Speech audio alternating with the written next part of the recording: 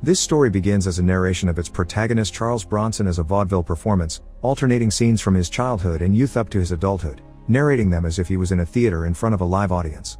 There are fragments of him speaking to the camera with bipolar characteristics, with moments where he just stares directly at the public, almost expressionless.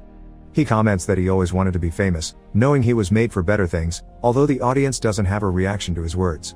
Parallel to that, there are sequences where Bronson is shown severely wounded in a cage while having a violent encounter with security guards, denoting his aggressive attitude. Even with this unsettling scene, Bronson's theater persona laughs out loud, to later show a credit card that says this film is based on a true story.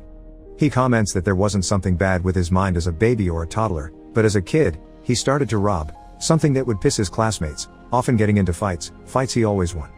He even beat a teacher to the ground, throwing a table at him out of rage. Bronson had altercations at school that always ended with a call to his mother, but she used to ignore his conflicts. He explains that although he was always a violent child, he was not bad, as he still had his principles. He took the first job he could at a dinner restaurant, but used to steal when no one was around. Still, he shared the earnings with a colleague he had feelings about. Bronson narrates that he came into the world with the name of Michael Peterson, but later changed it to his well-known alter ego, Charlie Bronson. There were attempts to hold him by the authorities during his youth, but Bronson would fight back with his fists against the cops. At one of the fights, he even goes so far as to rip out a cop's ear with his mouth.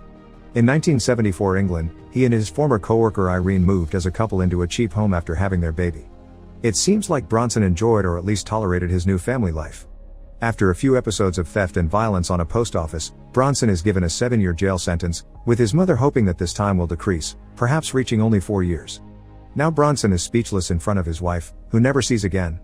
Contrary to what many people think, Bronson is affected by his admission to prison initially, but he immediately pokes fun at himself in the narrative, now playing the role of a clown in a fancy suit and alleging he always fancied himself as a comedian. For him, the cell was like a hotel room, where he paced in circles around an empty space, cut off from the world all 365 days of the year. He has an episode of rage while refusing to do his sewing job, causing many guards to beat him down. Bronson's haughty manner during prison officiating made him quite popular among the other inmates, but there were more crude encounters with the guards, giving him new jobs such as serving tea, which he does pretty well. While serving, a fellow inmate compliments his fists, being the first time someone says something nice about them. This comment freezes him in awe. Bronson calls himself Britain's most violent prisoner, considering prison the perfect place for him. It shows a series of newspapers articles that portrays Bronson as out of control and as a wannabe famous prisoner. The only thing he didn't like was the constant switching between prisons, recalling his stay at Parkhurst, where he lived just like a king, even with his constant encounters with the guards. He enjoys his new way of living, to lately ending up in a mental sanatorium that calls the Funny Farm, a place where people covers their faces with poop, and where he needs up to 4 men to subjugate him. During his stay, Bronson plays the role of mentally ill very well, and is subjected to forced medical treatments that leave him sedated most of the time. At recreational time, one of the patients tries to talk with a sedated Bronson about his pedophilic impulses, but Bronson only can express gibberish, spitting out in denial. The few escape attempts are made in a dazed state that subdues and leaves him unable to even walk normally. One of them was during a night party, where he can barely walk, and with a hand gesture, a member of the staff tells him to go back with the others, and Bronson can't do anything about it. Amid his delusions of grandeur, Bronson has an idea, and that is to murder one of the sanatorium's patients to return to prison. After all, they are loonies, and he chooses the one pedophile who talked to him earlier. This attempt fails, but it manages to give him 26 years of solitary confinement that he considers unfair as he has never killed anyone in his life. He enacts this as a side-to-side show, explaining he received no trials for this verdict. On stage, Bronson shows scenes of a rooftop protest he made in the city and explains that he has cost the system tens of millions of pounds in damages, now considering himself Britain's most expensive prisoner. After these riots, he's declared mentally sane and gets released, eager to find out what the world has to offer him. His last meeting at prison was to give him back his belongings, which are a wristwatch, a leather card holder and a comb, with the last one being a joke due Bronson baldness. He's reunited with his parents who have moved to a new house, and show him where he will now be sleeping. Bronson learns that many of his childhood things were left behind in his old residence in Luton. Bronson talks about his Uncle Jack and how he knows everyone, so he might be able to help him get his things back. Bronson travels to Luton, where he meets his flamboyant Uncle Jack running a brothel that welcomes Bronson as an exotic figure. In there, all ladies get closer to Bronson, pleasing him with a cocktail. There was also a familiar figure from Bronson's life at Luton, a former prison mate who praised Bronson's fists when serving tea. This fellow proposes a fighting business to Bronson, who needs a new stage name. After being denied the name Charlton Heston, his partner suggests Charles Bronson after the American actor, which he sticks with. The now named Bronson sees an exotic pole dancer and ends up crying as it is the first time he has seen a naked woman in years.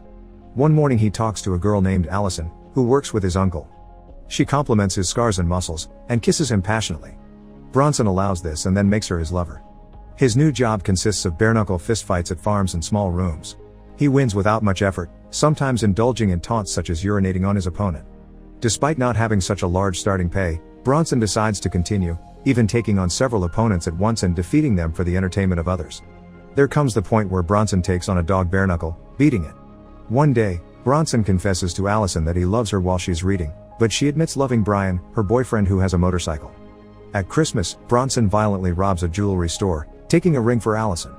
He knocks a seller unconscious, and after the robbery, he tells a frightened saleswoman to not call the police until 15 minutes later.